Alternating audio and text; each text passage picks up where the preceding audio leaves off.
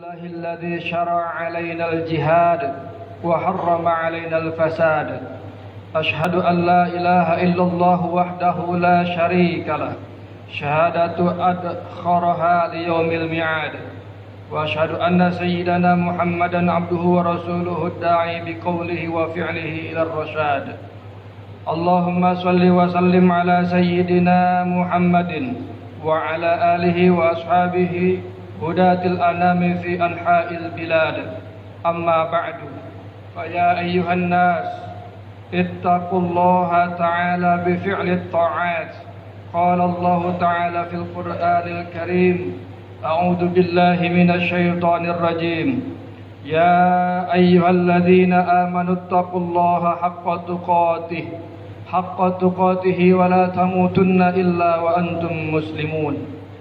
وقال أيضا: وإذ تأذن ربكم لئن شكرتم لأزيدنكم ولئن كفرتم إن عذابي لشديد.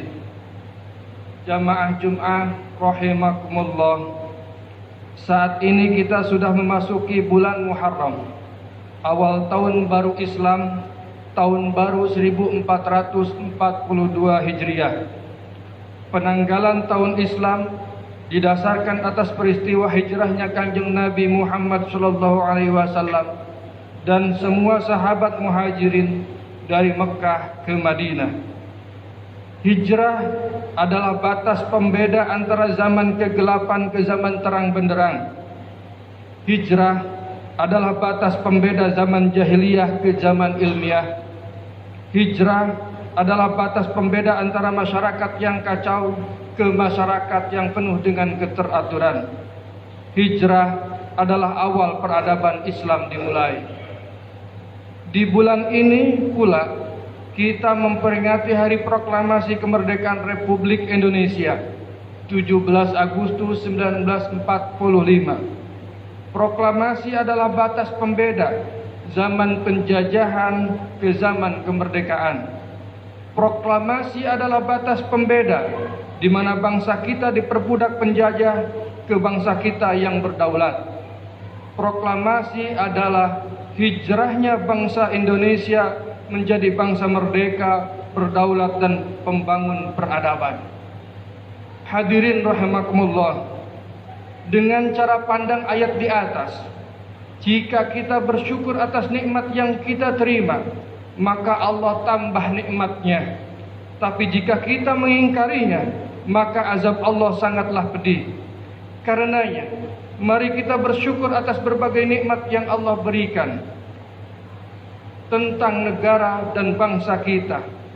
Beberapa hal yang wajib kita syukuri antara lain. Yang pertama, bersyukur atas nikmat kemerdekaan yang Allah berikan sampai 75 tahun ini. Karena jika kita tidak merdeka, hidup menjadi budak di negeri sendiri. Susah makan karena tak ada yang bisa dimakan. Musim tanam kita menanam, giliran musim panen hasilnya dibawa company. Susah punya rumah karena tanah dikuasai penjajah. Susah sekolah karena bangsa jajahan tak boleh pintar. Susah bekerja kecuali menjadi budaknya penjajah. Susah bergaul dan berkumpul karena berkumpul dianggap memberontak. Susah beribadah karena fasilitas minim dan tidak aman. Sungguh zaman yang sangat susah. Karena itu kemerdekaan harus kita syukuri dengan cara mengisi kemerdekaan ini dengan berbagai hal yang positif dan membangun. Lalu yang kedua, kita bersyukur atas nikmat hidayah persatuan bagi bangsa Indonesia. Karena dengan bersatu kita dapat mengalahkan penjajah. Kita bisa mengalahkan Portugis, Spanyol, Inggris, Belanda dan Jepang. Secara bergantian mereka menjajah kita hingga 350 tahun lamanya. Cara mensyukurinya adalah dengan memperkuat persatuan dan kesatuan. Jauhi upaya-upaya yang akan membuat perpecahan antar kita. Hindari provokasi, narasi kebencian, caci maki dan adu domba.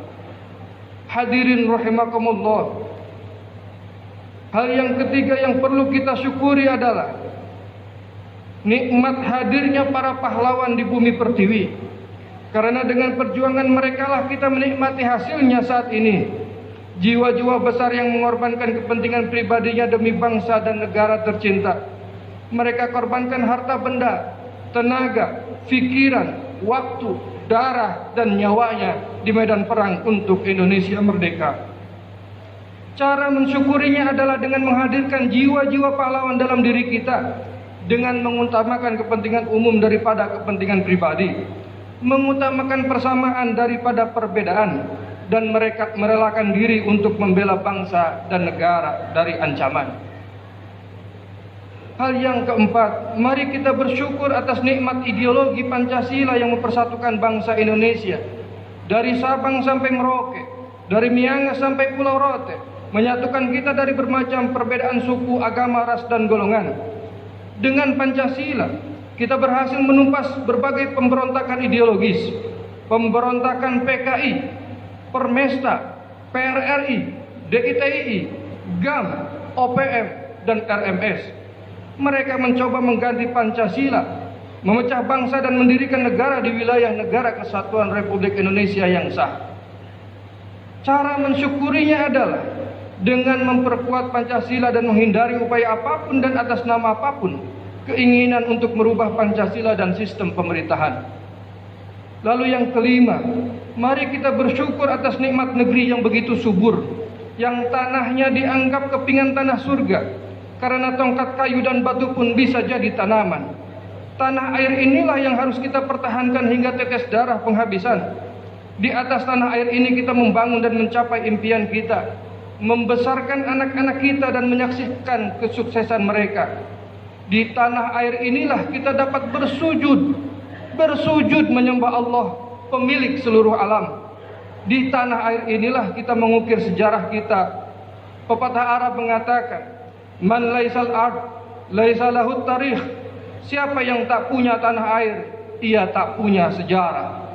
Hadirin sidang Jumat rahimakumullah, semoga kita dapat mensyukuri kemerdekaan ini dengan sebaik-baiknya, dengan semangat hijrah menyelamatkan negara Republik Indonesia ila yaumil qiyamah, sehingga kita dapat terus beribadah di atas tanah air ini hingga menghembuskan nafas terakhir kita beriring dengan kalimat la ilaha illallah.